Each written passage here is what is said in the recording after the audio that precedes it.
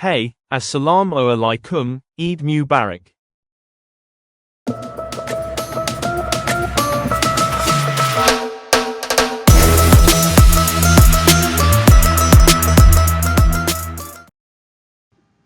Prophet Sallallahu Alaihi Wasallam said, righteousness does not fail, sin is not forgotten, and religion does not die. So do as pray, but as you do, you will receive content. Seek the protection of Allah subhanahu wa ta'ala from secret enemies. Allah subhanahu wa ta'ala says, would you believe, fear Allah as you want to be feared, and lie down by itself. My dear brothers and sisters, on this day of celebration of Eid al-Adha, I remind myself and you that this event holds many lessons and wisdoms for us. About the things that we must reflect upon and draw lessons from in the pictures of faith shaped by Prophet Ibrahim alayhi salam, when he was commanded by Allah subhanahu wa ta'ala to sacrifice his beloved son Ismail alayhi salam, the son whom he had waited to bear Quran. Allah subhanahu wa ta'ala mentioned this in Surah Al-Safat, ayah number 102. He says, then, when the boy reached the age to look at them, Ibrahim said, O my dear son, I have seen in the dream that I must sacrifice you. So tell me, what do you think?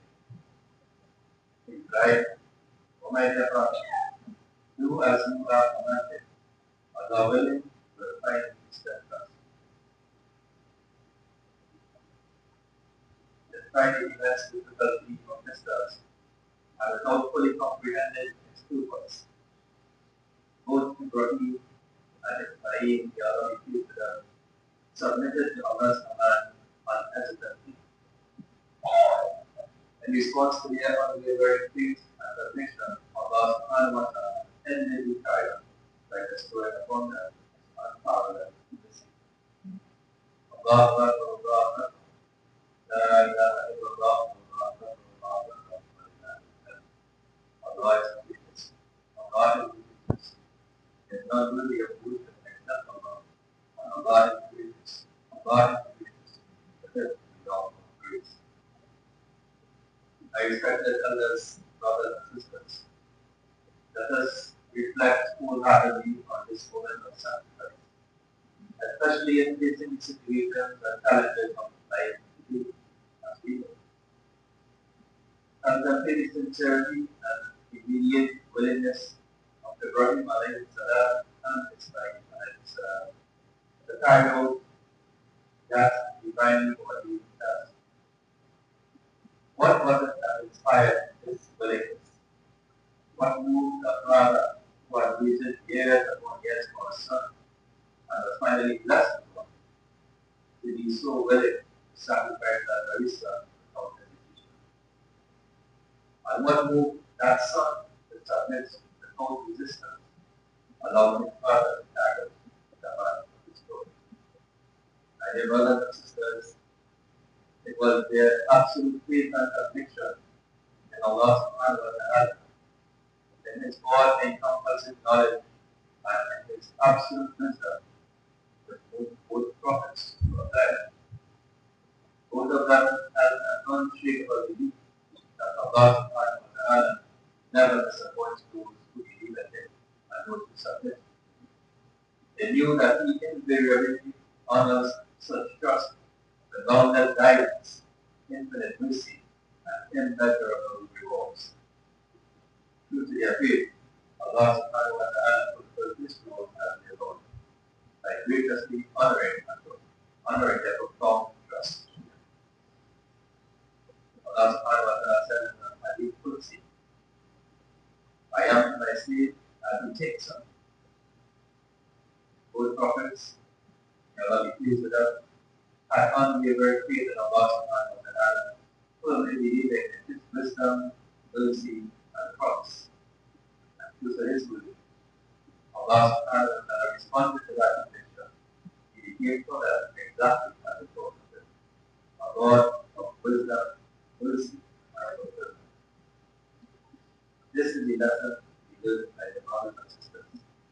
We must always have our good thoughts, maintain unwavering faith in Allah subhanahu wa ta'ala, and always demonstrate faith and conviction in Him, especially in times of distress and crisis. Life is never free from trials and challenges, whether at an individual level, whether at a family level, community level, a national level, or even at a level of that affects entire humanity. But as believers, our love and compassion for one another call us to help to improve the condition of our fellow brothers and sisters, so that they become righteous, so that they become faithful, and so that they can live in peace and well-being. We offer advice, extend assistance, we seek solutions, and raise our hands in prayer day and night, alone or in congregation. However, sometimes it seems that the results of such efforts are not seen. Now we start to be better, and we start to ask, after taking all this plan and dive in to help ourselves and each other. And after not seeing the results, we start asking that Allah has heard the cry of our heart. Has He abandoned us? We begin to struggle to grasp the wisdom behind His decree, the wisdom behind His not answering our words. Why does He allow hardship? Why does Allah allow us to suffer? Why does injustice continue? However, when these questions arise in our minds, we must calmly whisper and discipline our hearts by continuously reminding ourselves that Allah subhanahu wa ta'ala operates in ways far beyond our human comprehension. He is not Ali all the way. His knowledge is perfect, absolute, and all encompassing. Allah subhanahu wa ta'ala sees the full picture, but we see only a fragment. Allah's knowledge and wisdom transcend time itself, while we perceive only within the limits of our present moment. Knowing this, my dear brothers and sisters, we must deeply instill in ourselves the full belief in Allah's divine decree and power to change the condition of humanity, and that His wisdom in every degree is never vain. Indeed, this is a great test of faith and submission for us, similar to the test of Ibrahim and Ismail alayhi salam. Allah subhanahu wa ta'ala mentions in Surah Al-Saffat once again, Ayah 106. Indeed, this was a fair trial, and we will strike after, and we ransom His son that we sacrifice. These verses, dear brothers and sisters, reveal that if we face Allah subhanahu wa ta'ala, we face His tests with faith and submission, as exemplified by Ibrahim alayhi salam and Ismail alayhi salam.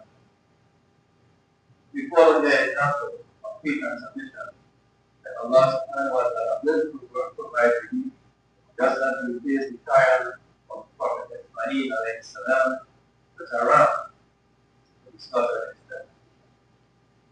Such divine assistance of which those who place their complete trust in Allah subhanahu wa ta'ala, those who submit to His will, and those who achieve unwavering conviction in His decree with utmost sincerity. Allahu Akbar, Allahu Akbar. La ilaha illallah, Wallahu Akbar, Allahu Akbar. Allah is greatest. Allah is greatest. There is none worthy of worship except Allah. And Allah is greatest. Allah is greatest. And the thank Lord of praise.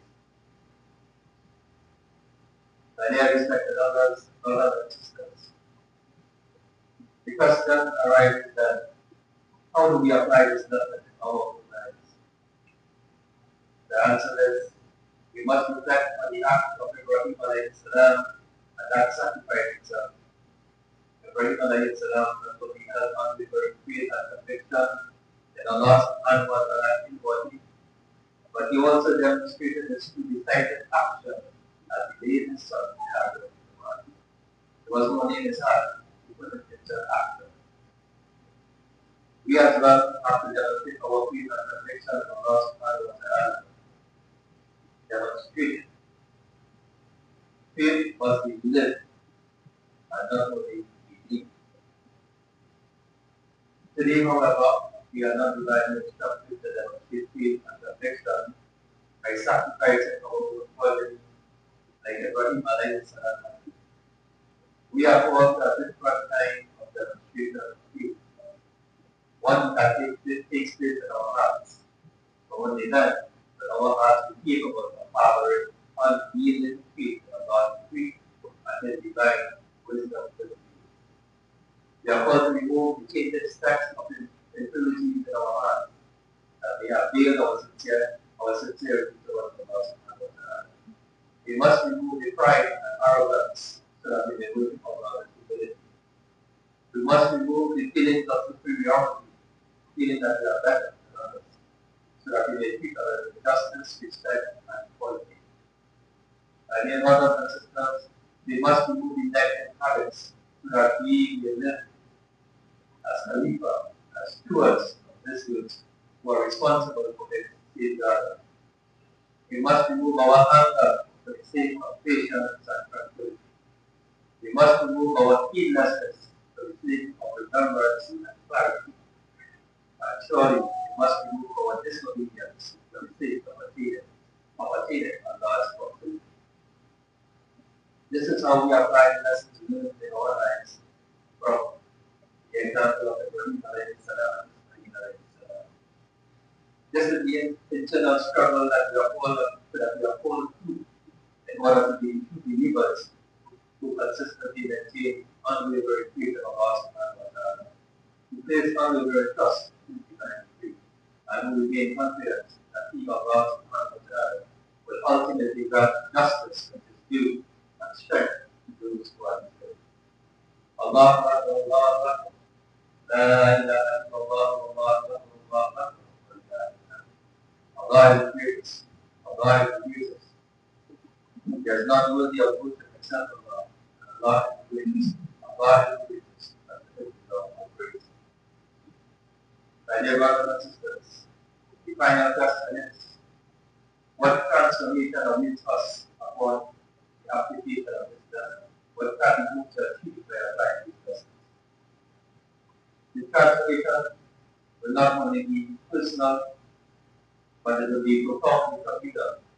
When we enter the line and cleanse our hearts from impurities such as pride, envy, and resentment, our hearts will find it easier to do cheerfulness, deep conviction, and believe in Allah subhanahu wa ta'ala, His wisdom and His decree. This conviction is not something that remains hidden or isolated within ourselves. It naturally radiates outwards. People around us begin to feel it. Our conviction inspires fear. Our trust in Allah becomes a source of strength for others. But one heart is good, others are still the answer themselves too. This is how conviction spreads, my dear brothers and sisters, weaving together the fabric of a united and spiritually resilient family. This is the profound transformation that believes that we have absolute faith and conviction in Allah subhanahu wa ta'ala and His. This should be our motivation, my dear brothers and sisters, to affect change throughout the community by ensuring change within our hearts.